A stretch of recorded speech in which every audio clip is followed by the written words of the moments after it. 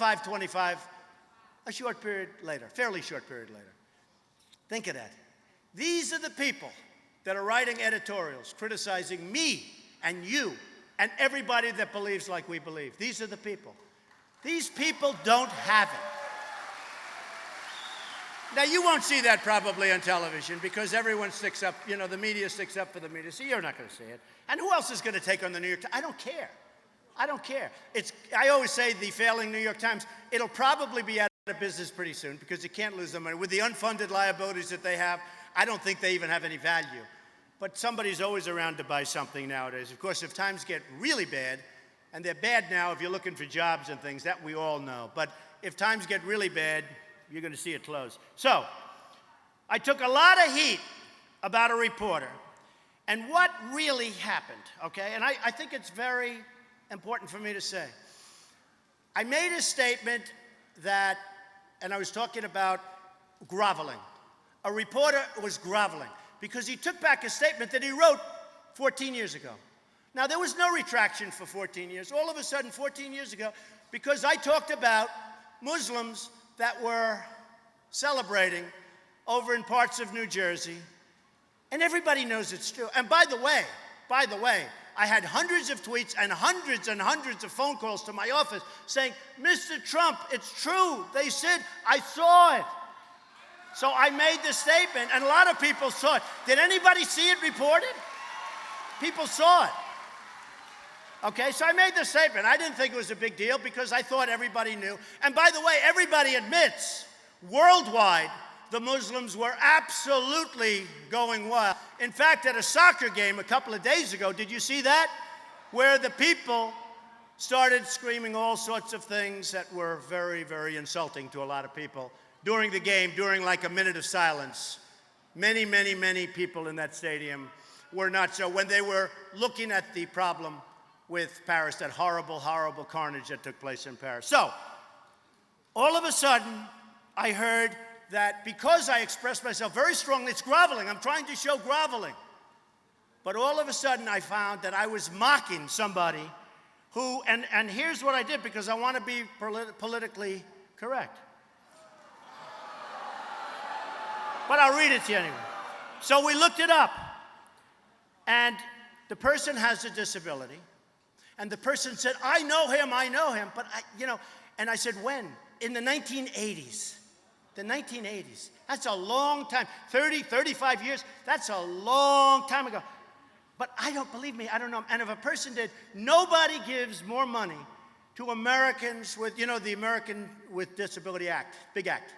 I give tens and tens of millions of dollars, and I'm proud of doing it. I don't mock people. I don't mock people. I don't mock people that have problems. I don't mock people that have problems, believe me. Now, people mock me with my hair, but it is my hair.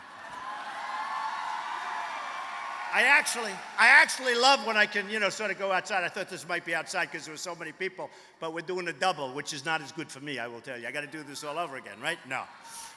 But what happened is I said, look, I want to be politically correct. So I asked my son, where's Eric? Is he here? Eric Trump. Eric, come here.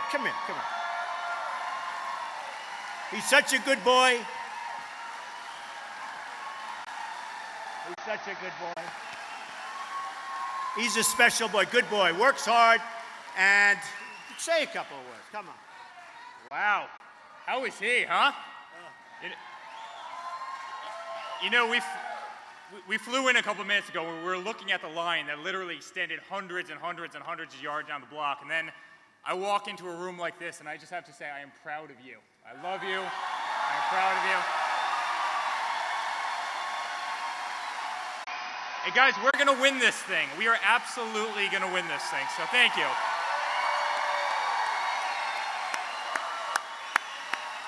Thank you.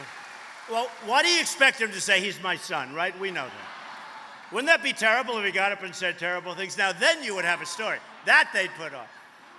So I asked Eric to check it up because I want to make sure I used exactly the right terminology because today you can get yourself in such trouble. So he got one of the big sites that never say a disabled person or the disabled. Say a person with disabilities. In other words, if you say the other, you're in trouble. Okay. Never use the term handicap parking. Use only accessible parking, even though people have handicap permits. So it's so complicated out there, it's tough. No, it's tough. And we want to be politically correct, but a lot of us don't have time to be politically correct, I'll be honest. But here's the story. No, I just wanted the term, but I said I should say that to you. So, I don't know this person. I'm sure he's a very nice person. I didn't like the fact that he wrote a story and he took it back because he talked about tailgate parties and other things. You all saw it. And many people know that it took place, and everybody knows it took place worldwide. So why wouldn't it take place in very strong Muslim communities, okay, where they have a lot of Muslim community? All right. So what happened is very simple. I said this, and all of a sudden, because I said it very, very expressively, and again, I'm trying to show somebody groveling to take back the statement he made, because he wanted to take it back because it wasn't good for the people that he knows and likes at the New York Times, the Washington Post, etc. He did this when he was at the Washington Post. So I was very expressive in saying it, and they said I was mocking him. I would never mock a person that has difficulty. I would never do that. I'm telling you, I would never do it. I would never do it. I would never do it. I don't care if I liked the person or didn't, and I don't know this person. So now this person is going around saying, I did know him, that he reported on me in the 1980s, and all of that stuff, right? I don't know him. I really don't know him. I was very expressive in saying it. I don't take that back because the person was groveling in terms, if you read his statements about, well, did you say this and did you write this paragraph, he was really grasping for straw. And I will tell you, it is just such a shame when a disgusting newspaper like the New York Times, when some of the media, like CNN in particular, was just really unfair, when they say things that were so unfair. And I cherish, for instance, our vets, I cherish. Our wounded warriors, I love. I love our vets. I love our wounded warriors. People that have disability, hi folks, people that have a difficulty, I cherish them. These are incredible people, and I just want to put that to rest. I didn't know him. It's possible, probable that I met him somewhere along the line, but I deal with reporters every day. Many of them I never even see. There are many people that I know even by name, although I don't remember his name, and I do have a great memory, but I will tell you, I don't know him. Now he's going, well, he knew me, and we were on first name. Give me a break. Give me a break. And the problem is, he's using what he's got to such a horrible degree. I think it's disgraceful that what he's got. And I think the New York Times, frankly, should give me an apology. I do. I think they should give me. And I'd love to have the apology before they go out of business. I would love that. I would love it. So let's go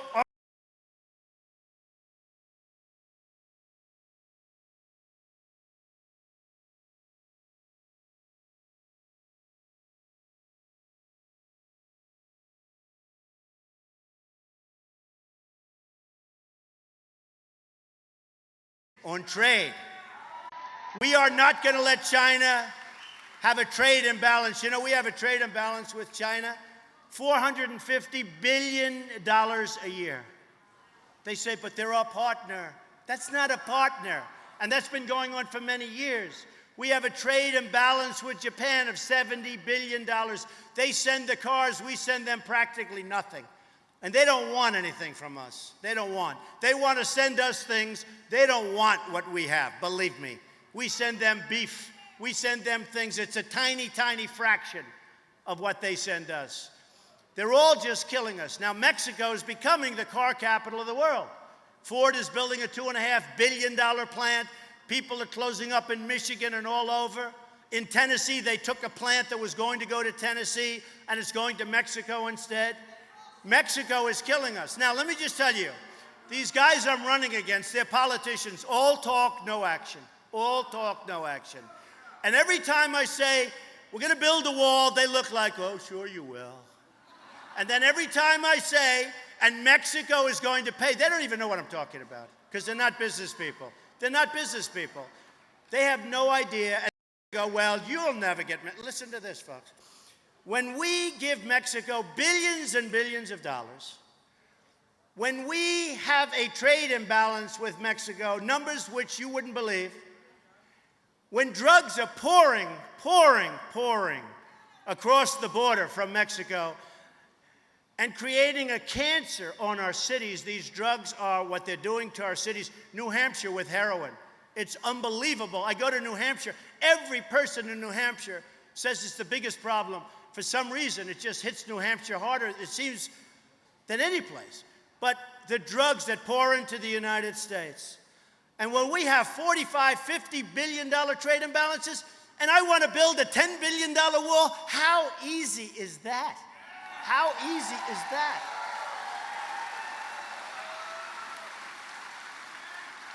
But no politician is going to say it, and no politician is going to get it done. And when I speak to Bush, who's a nice person, by the way, he really is. He seems like a nice guy. He's trying to get a little tougher now. He's trying to, but you can't act tough. You got to be tough. You know, it's sort of like you got to be tough. He wants to get tougher. And Rubio wants to get tougher. He wants to get tougher. I said, why don't you go vote a couple of times for the people of Florida? Be nice. No, be nice. Hey, right after the Paris attack, they had a very important meeting on Homeland Security. And Rubio didn't go. He went to a fundraiser in Los Angeles. You tell me, is that right? No, it's just not right. I don't care. I don't dislike him or like him. I'm just saying it's not right, okay? Especially somebody who's young, hasn't been there before. I mean, he hasn't even warmed up his seat in the Senate. He told you people, okay, I'm going to this, I'm going to fight, I'm going to... The seat isn't even warm, and he's running for another office. And he's not going to win because I really believe Trump is going to win. I really do. I really do.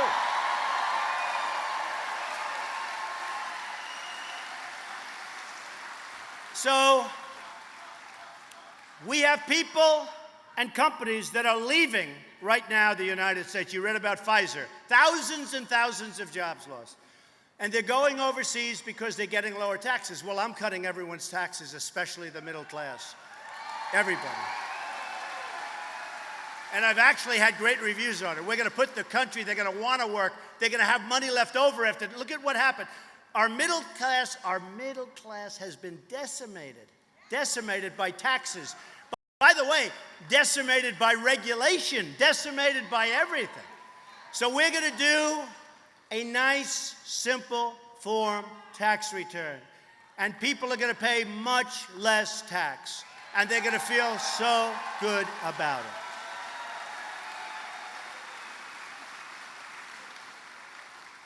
And we're going to put H&R Block the hell out of business, I want to tell you. You know, when I see people, and I see it, they go line up for lines at H&R Block in order to pay a lot of money to get a tax return because it's so complicated they can't figure it out, and they don't make much money. It's damn unfair. I'll tell you right now, that's not going to happen. That's not going to happen. So we're going to do something with this country that's going to be so special. It's going to be so great. We're going to terminate Obamacare, and we're going to create...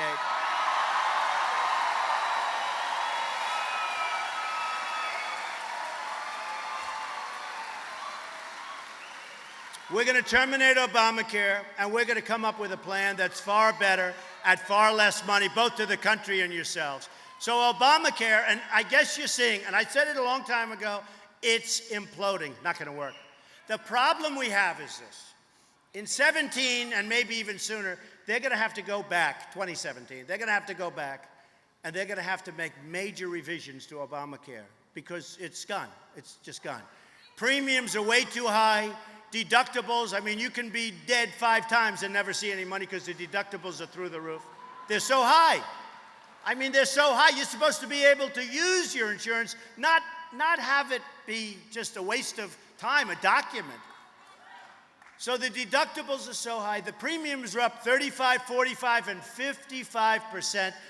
And people don't get good care. They don't get their doctor. It was a lie, 28 times. It was a dirty, rotten lie by a politician that wanted to get it done. But here's the problem. We send these politicians, these Republicans to Washington, right? So I get the Democrats. I get them. Hey, I'm a developer. I get along with everybody. I got along with everybody. I knew how the system, I did really good. You're proud of me, right? Are you proud of me? Right. So I did good. But we know where the Democrats are coming from, right? But the Republicans, they go and they go to Sarasota, and they go to Miami, and they go to Palm Beach. They go all over the place. Then they go to other states. And everybody's going to be this tough guy. We're going to, or woman. We're going to this, we're going to that, we're going to. Then they get to Washington. Oh, Alice, look at the beautiful ceilings. Alice, look at that column. I wonder how they built that magnificent marble column. Oh, this is the most beautiful thing. Look at the Capitol building, how beautiful it is. Oh, Alice, we never want to leave. We never. We always want to be here. Alice, we finally hit the big time. And here's what happens. They raise their hand for every vote. They don't do what they said they were going to do. They were supposed to do a number on Obamacare. They were supposed to do numbers on so many different things. They got to Washington, and the Republican people forgot. They forgot who they were representing again.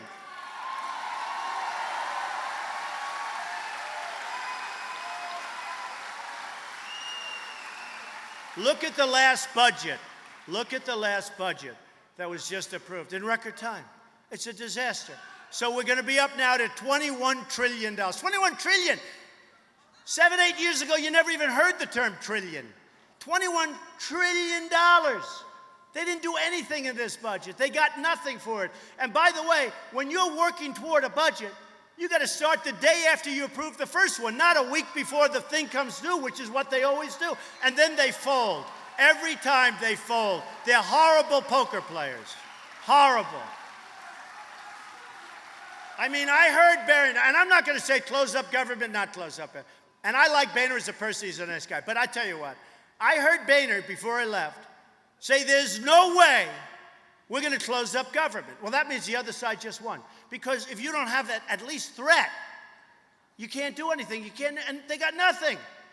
You got to say, we're going to close it, we're going to close it. You got to scare them. By the way, in 50 years from now, nobody's going to know about Boehner or Ryan or any of these guys if government closes for a little while. They're going to know about Barack Hussein Obama. That's who they're going to know about. That's who they're going to know about. They're not going to be thinking about Boehner. Nobody's going to know who he is. They're not going to be thinking about Ryan. They're going to be thinking about Obama really blew it. The pressure's on him. But you can't negotiate when your top person said, there's no way we close up government. Now, it's like Obama with the military. How do we not beat ISIS? And I talk about it all the time. We need General MacArthur. We need General George Patton. We need people. We need people that know how to fight.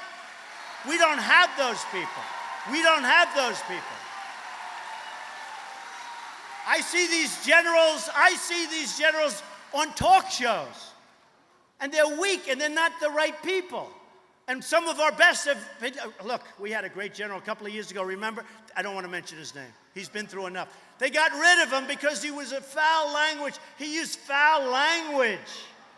And he was great. He was tough. Okay, so I watch and I study. And I'm really good at finance.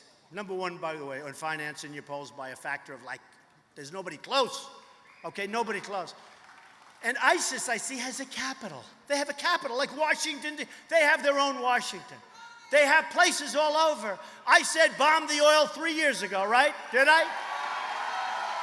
They started a couple of days ago. And they went to the administration, no, we've asked our generals, that wouldn't work. It does work. You got to take away their wealth. And you got to look at the banks that are giving them fortunes of money. Nobody better with banks than me. You got to dry up their wealth. They're taking our kids, these beautiful young kids, and on the internet, they're convincing them that it's so great. And then I see Brett Baer, nice guy, talking about the mastermind who did all the damage in Paris. He's not a mastermind. I call him the guy with the dirty hat who now got killed. But you can't call them masterminds. The press has to stop calling these guys because you're building them up into Robin Hood. You can't do this. You can't do it.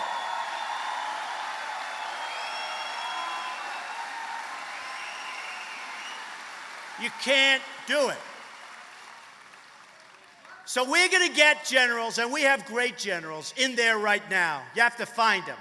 We need the tough ones and the smart ones. We don't need tough and not smart. We need really, really, really smart and tough. I don't need tough guys. I've been dealing with tough guys all my life that aren't smart, and they're too easy. We need tough guys, but we need the really, really smart ones. And we've got them coming out of West Point, coming out of Annapolis, coming out of the Air Force Academy. We've got tremendous talent. So I've been saying for a long time, bomb. In my book, I'm the one that in 2000, before the World Trade Center came down, said, you better get Osama bin Laden. And now people, that's right, the America we deserve. And now people are saying, do you know Trump wrote about Osama bin Laden before he took down the World Trade Center? Because he was a loudmouth terrorist who was making all sorts of threats. I was writing a book on politics. My first book on politics has always been The Art of the Deal and books on business and how to get rich and all that. And frankly, the book came out and I talked about Osama bin Laden. One of the people last week talked about this. They said, do you know that Trump predicted Osama bin Laden? I did. I also, in the same book, talked about terrorism. It's natural. Terrorism happens when you have weak leadership and weak people. That's when it happens. No, that's when it happens. That's when it happens, believe me. So we're going to be strong again. And you know, it's an interesting thing. A strong, strong, strong military is the cheapest single thing we can invest in. It's true. It's true.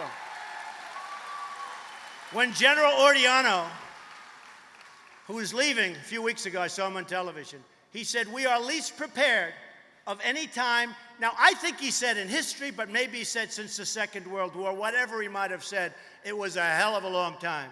We are the least prepared to fight. That's going to change. That's going to change. That's going to change. Now, let me just tell you, I will build a military that's so technologically advanced, because today we're dealing with not just soldiers, you understand. Today we're dealing with buttons, a button, and it wipes out vast areas, which is why having a good deal on nuclear is an important thing. Having the Iran deal is a horror. It's an embarrassment to all of us. It was done by grossly incompetent people on our side and brilliant people on their side. We don't get our prisoners. They get $150 billion. They have 24 days plus a lot of time before the 24 days kicks in. And the beauty of them all is they can, in many places, and especially in their most important place, they can self-inspect. You believe this? Iran can self-inspect. And the biggest problem I have with running for president is by the time I get there, the $150 billion will be gone. It will be gone. I would love for it not to be gone, because I'll do such a number on them, you won't even believe it. But the money will already be gone, and I hate it. Let's move the election up till tomorrow. Let's do it.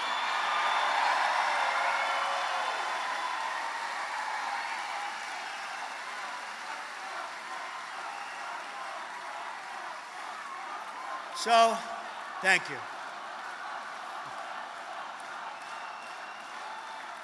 Thank you. So, we're all out here on a beautiful Saturday afternoon.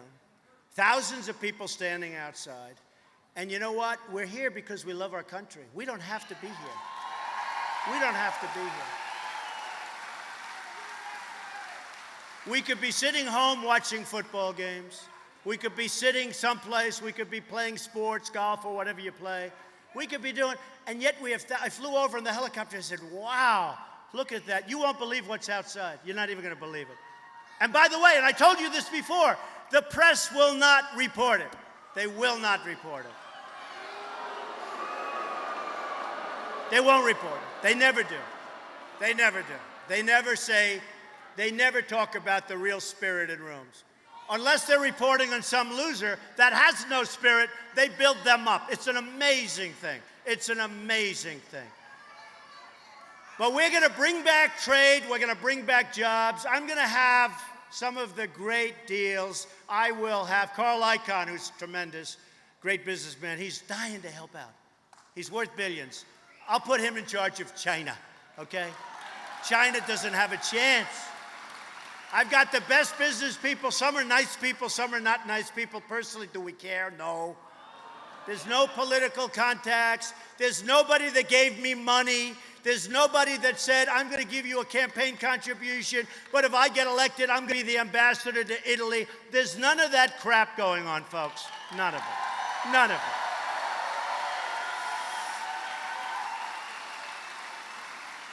We're going to have the greatest negotiators in the world, and we have them, and I know most of them. I deal with them. We're going to have the greatest negotiators in the world redoing our trade agreements. We're not going to lose $450 billion a year with China.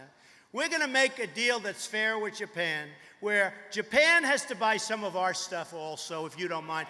And if they don't, their cars are going to go way, way, way, way down. It's going to happen. It's going to happen. Mexico is going to treat us with respect because they don't right now. And plenty of the people coming across the border are coming across because of Mexico, because Mexico doesn't want them. They say, give them to the United States. Their leaders are stupid. They'll put them in jail after they kill people, like they did with Kate in San Francisco, like they did with Jamil in Los Angeles. They'll put them in prison, and we'll take them for 50 years and pay for the cost. Why should we pay? The United States leadership is stupid, and it's not going to be that way anymore.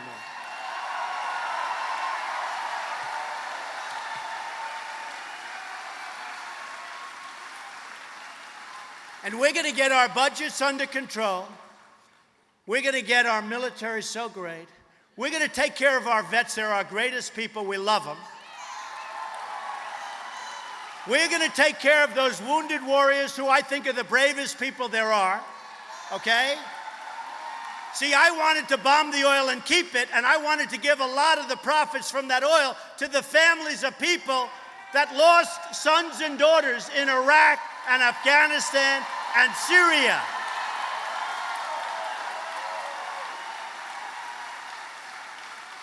And it's peanuts compared to what we're talking about, peanuts. But those families should be taken care of. They lost a son or a daughter in Iraq. We spent $2 trillion in Iraq.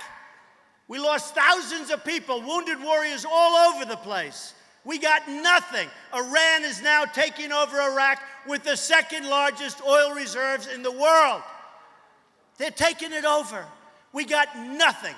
So I wanted to take back the oil, and I wanted to take that oil, and I'm going to take that oil. I'm telling you, if I get in, I'm taking that oil 100%.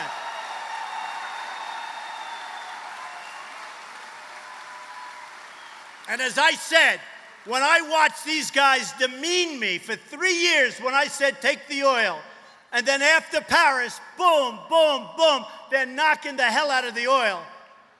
But there's a difference. They're knocking the hell out of it, but I'm knocking the hell out of it, and then I'm going to take it. That's a big difference, because they don't know. They're not smart enough.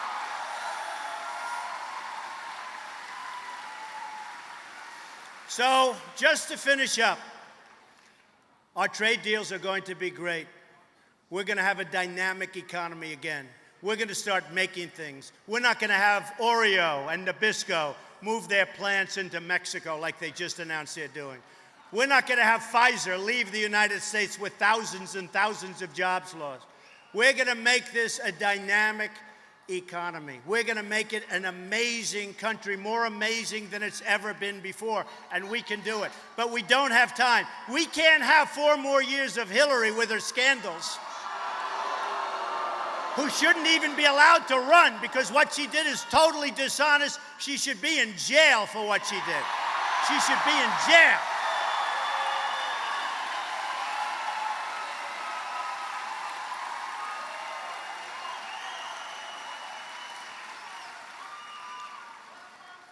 The American dream is dead, but I'm going to make it bigger and stronger and bolder than ever before. We're all together going to make America great again, and I love you. I love you. I love you. Thank you, everybody. Thank you. Thank you. Thank you, everybody. I love you. Thank you. Thank you. I love you all. Thank you.